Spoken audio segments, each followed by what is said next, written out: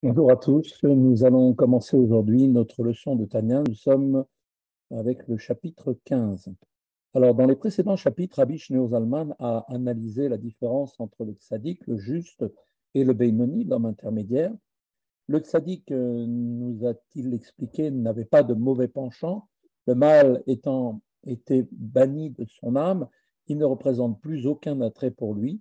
Le Beinoni, cependant, reste, lui, habité par le mal et continue donc de subir son attirance. C'est seulement par une vigilance donc de chaque instant et une lutte acharnée que son âme divine donc, peut prendre la possibilité d'empêcher les désirs de son âme animale de se réaliser en pensée, en parole et en action, qui sont, comme on le rappelle, les trois vêtements de l'âme qui lui permettent de s'exprimer dans ce monde.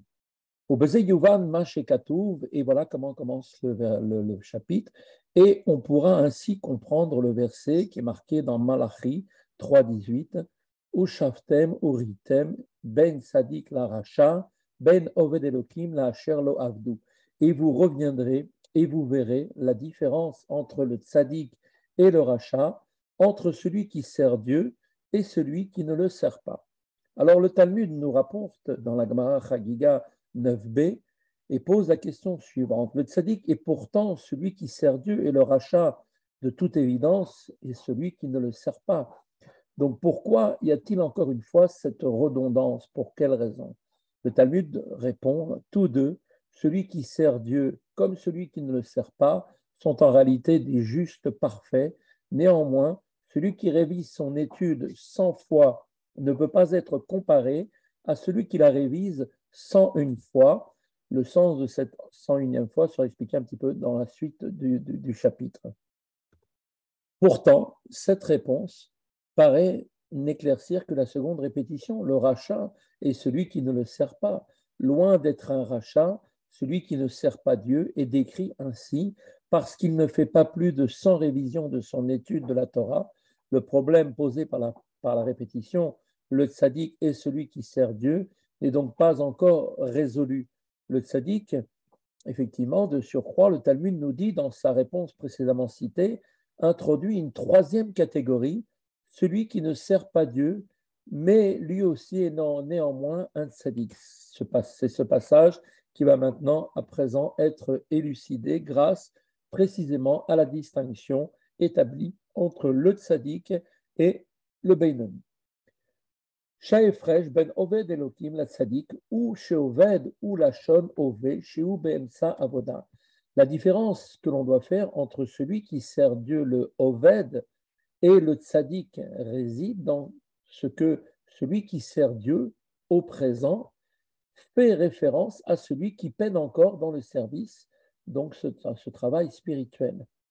Shei Amir Chama Imayetzerara Lidgaber Alav ou les Garsho Me'air Ketana, qui en fait ce service, eh bien, c'est le combat contre le mauvais penchant pour prendre le dessus sur lui et le chasser définitivement de la petite cité, le corps dont la conquête, comme on le rappelle, fait l'objet d'un conflit entre le bon et le mauvais penchant, comme cela est rapporté dans l'Ecclésiaste, dans la Gemara Nedarim, et comme on peut le voir dans plein d'autres endroits.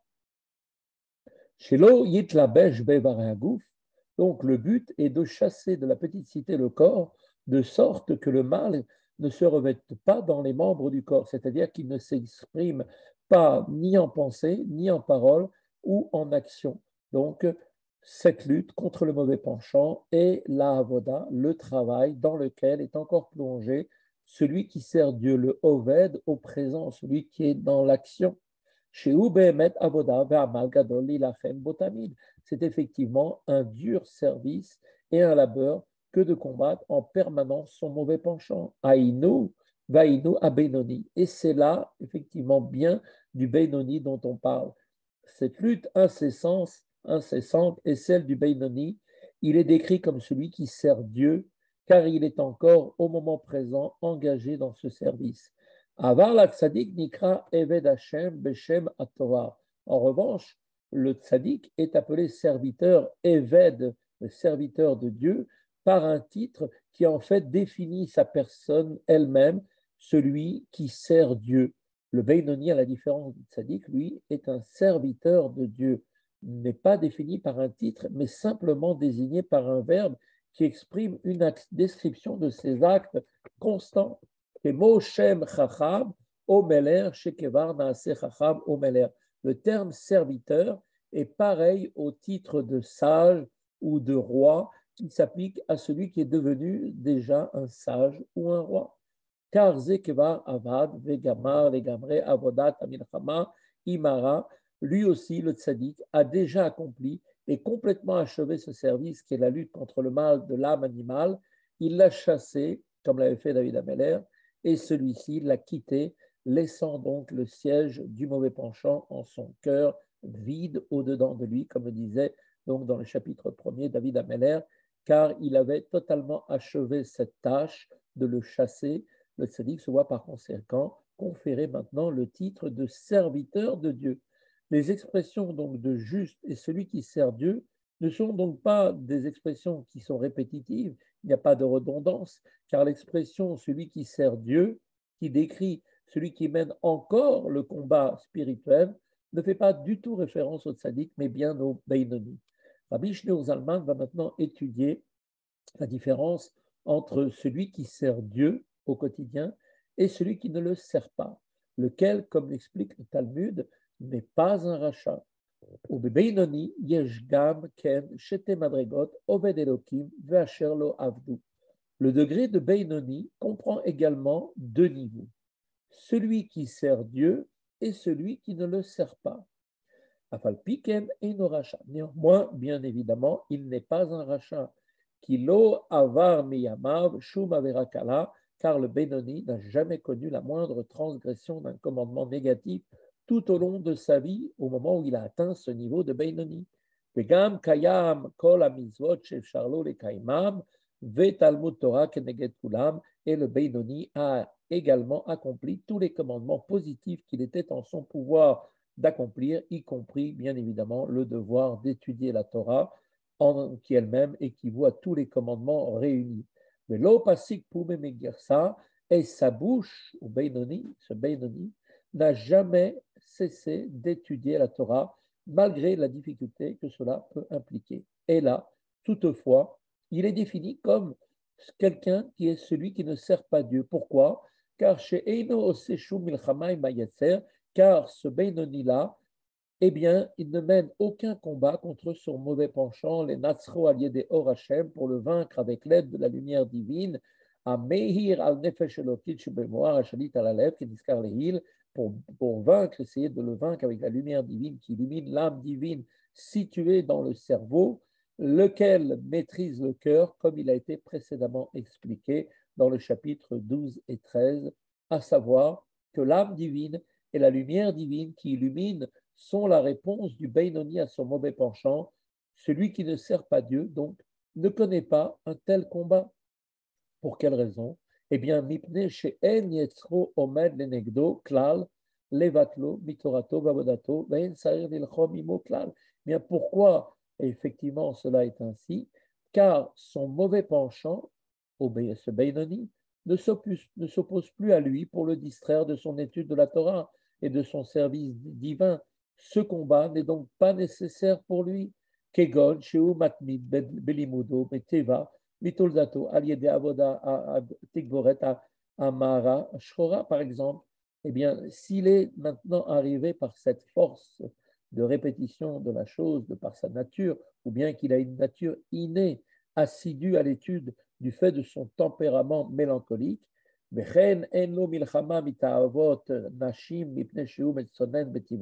n'a pas non plus, cet homme-là, de lutte à mener contre des désirs sexuels, car il est froid de nature.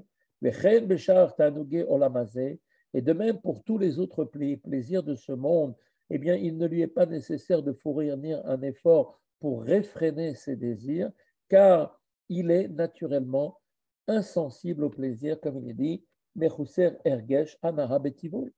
ולכן אין צריך להתבונן כל כך בגדולת השם, להוליד מבינתו רוח דעת ויראת השם במוחו. Et donc c'est pour cette raison, puisqu'il a cette nature, il ne lui est pas nécessaire de beaucoup méditer sur la grandeur de Dieu pour engendrer à partir de sa compréhension un esprit de connaissance et une crainte de Dieu dans son cerveau par rapport à un combat qu'il aurait à faire puisqu'il n'a pas besoin de se battre. Et donc, il n'a pas besoin non plus, les chamer, shelo la'avo al mizvah lo ta'aseh, il n'a pas non plus besoin afin de se garder, de transgresser quelques préceptes négatifs. Il n'a pas non plus besoin de générer un sentiment d'amour pour Dieu en son cœur pour trouver la motivation de s'attacher à Dieu par l'accomplissement des commandements positifs et l'étude de la Torah, qui, comme on l'a dit, équivaut à tous les autres commandements réunis. Et là, dailo be'ava mesuteret, mais de fait, chez ce Benoni, l'amour latent, qui est l'héritage donné à chaque juif, présent dans le cœur de tous les juifs, appelés, comme on les appelle, les juifs, ceux qui aiment son nom, comme il est marqué dans le Teilim 69 et verset 37, il lui suffit à ce Benoni pour trouver la motivation d'accomplir les commandements. Ce seul amour caché lui permet effectivement de se mettre dans un état pour pouvoir accomplir la tâche qui est la sienne, d'étudier la Torah, d'accomplir les mitzvot. Pour qui doit combattre son mauvais penchant, l'amour dissimulé dans le cœur, comme on le sait, n'est pas suffisant pour vaincre. Il lui faut pour cela éveiller l'amour pour Dieu à un état actif et révélé. En revanche, pour qui n'a pas à affronter le conflit avec le mal par de sa nature, cet amour latent, accompagné de ses bons traits de caractère naturel, eh bien, lui est suffisant. La reine Eino Nikra Oved Klal, mais cependant, il n'est absolument pas considéré comme quelqu'un qui sert Dieu, qui a vaso mesuterat eina peulato vavodato klal, car cet amour latent n'est aucunement le produit de son action ou de son travail. Il est, comme on l'avait dit, Elaï Yerushato Me'avotenu. Il est en fait un héritage légué par nos patriarches à tout le peuple juif, les clans d'Israël, qui mangent les Kaman, comme cela sera expliqué plus tard dans le chapitre 18, 19 et 44. Il est maintenant établi que deux catégories de Benoni doivent être distinguées, celui qui sert Dieu et celui qui ne le sert pas. S'agissant donc de cette seconde catégorie, celui qui ne le sert pas, il n'a cependant été jusqu'ici question que du Benoni qui n'est pas astreint de par sa nature à un difficile combat contre son mauvais penchant, car chez lui, il n'a pas de ressenti d'attrait pour les choses du mal, étant donné sa nature. Un second cas maintenant va être abordé. De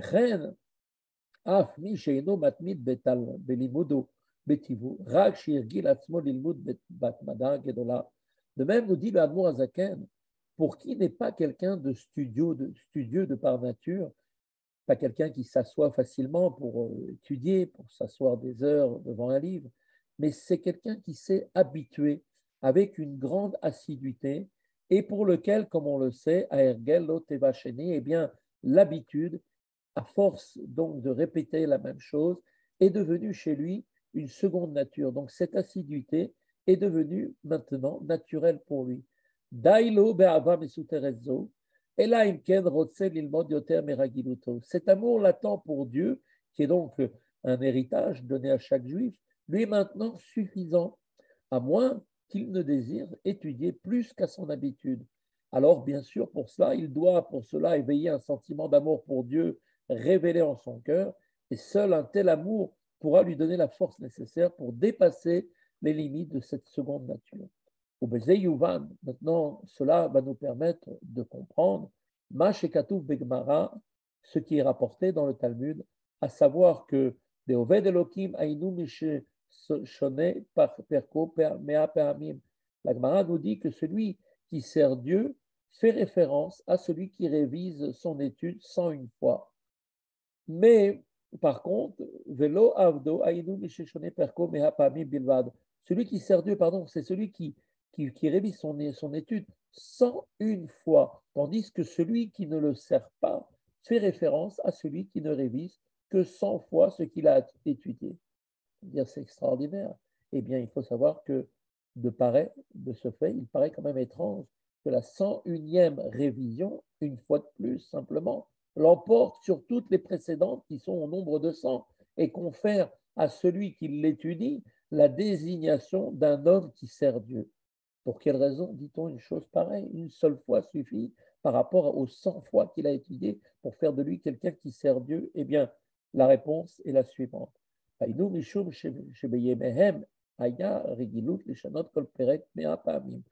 raison en est qu'à leur époque, à l'époque talmudique, l'habitude était de réviser chaque leçon 100 fois. Une telle révision n'exigeait donc aucun effort, elle était comme devenue une seconde nature. Seule la 101e fois, celle une de plus, qui demandait un effort accru, puisque inhabituel, de la part de l'étudiant qui voulait donc dépasser son habitude, pouvait lui conférer cette appellation d'homme qui sert Dieu. Comment une chose est-elle possible? Eh bien, nous allons illustrer ça par une image rapportée dans le Talmud. Comme c'est rapporté là-bas, il est marqué que Deita Atam Begmara Mashal Mishuk Achamarim. On donne là-bas, la Gemara donne un exemple d'un marché damier. Un marché damier qui servait donc à porter, à l'époque, l'âne était souvent utilisé pour porter des charges. Et donc, ce marché damier avait donc l'habitude de demander un zouz pour parcourir une distance de 10 parasandres, qui représente la distance d'1 000 perses. Et donc, il demandait par contre 2 zouz pour 11 parasandres, un parasandre de plus. Pourquoi? Parce que le 11e parasandre dépassent leur habitude. L'âne n'était pas habitué à marcher plus que 10 parasandres. Lui demander de faire un 11e parasandre est quelque chose qui dépasse son habitude et pour cela, il fallait payer le double de la somme requise. Et donc, effectivement, cette image est tout à fait adaptée à l'histoire de celui qui sert Dieu et celui qui ne sert pas Dieu. La c'est pourquoi cette 101e révision qui dépasse l'habitude, prise depuis son jeune âge, eh bien, elle est elle-même équivalente à toutes les 100 révisions précédemment réunies.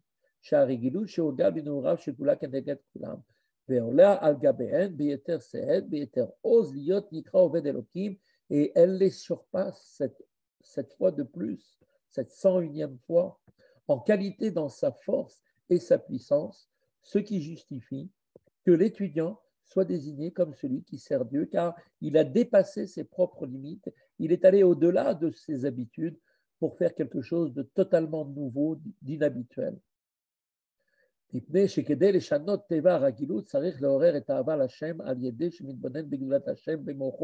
Car pour changer la nature imprimée par l'habitude, eh bien, cela nécessite d'éveiller en soi l'amour pour Dieu, un amour tellement intense qui va venir par la méditation dans son cerveau sur la grandeur de Dieu. Et cela va lui donner la force, l'ishlot, afin de maîtriser Al-Teva sur sa propre nature, qui est donc la nature située dans le côté gauche du cœur, d'où là se trouve le siège de l'âme animale, qui, comme on le sait, rempli de sang, chez klipa, venant du sang de l'âme animale issue elle-même de la klipa. Shimimena hu ateva, d'où effectivement est issue la nature. Le pouvoir de cet amour lui permet maintenant, d'avoir par cette connaissance, cette conscience de la grandeur de Dieu dans son esprit, va lui permettre de dépasser maintenant sa nature.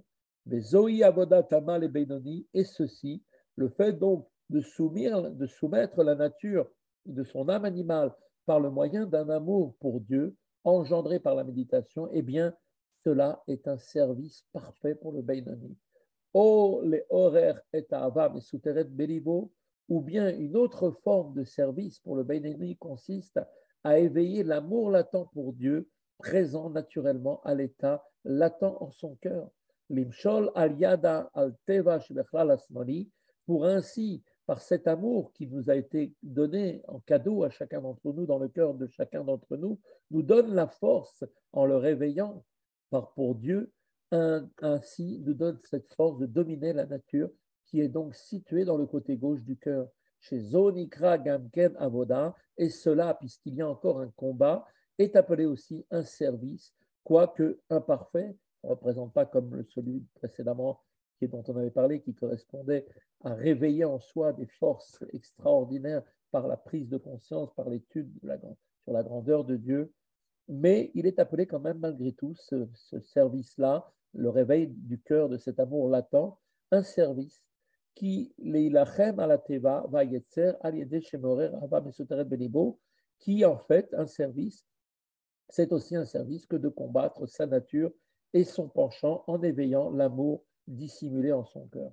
Ma she'en ken lo milchama klal, alors que lorsqu'il ne mène aucun combat, c'est-à-dire qu'il ne fournit pas même l'effort d'éveiller cet amour latent, son étude étant alors enfermée dans les limites de son assiduité naturelle, de son habitude, bien qu'il emploie son amour latent pour Dieu dans son service divin, néanmoins, en avazo mitzad atzman ikret avodato klal, cet amour en tant que tel, eh bien, n'est nullement considéré comme son effort, aussi est-il défini comme celui qui ne sert pas Dieu.